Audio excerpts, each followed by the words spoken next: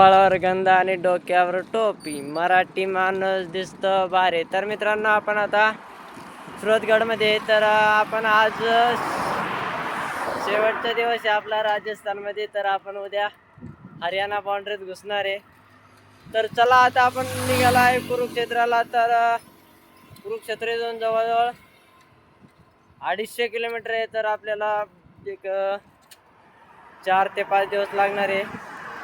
तर चला, आता आपण आज राजस्थानची बाउंड्री सोडून आपण हरियाणा बाउंड्रीत जाणार आहे. आज शक्यतो आज नाही, पण उद्या आपण हरियाणा बाउंड्रीत जाणार आहे. तर चला, असं सपोर्ट राहू दे मित्रांनो मराठी माणसाला. मराठी माणूस आपली शान घेऊन फिरतोय ऑल इंडियामध्ये. तर असं सपोर्ट राहू दे तुमचा. व्हिडिओला शेअर करा, लाईक करा, कमेंट जरूर करा. हर हर महादेव, जय सियाराम.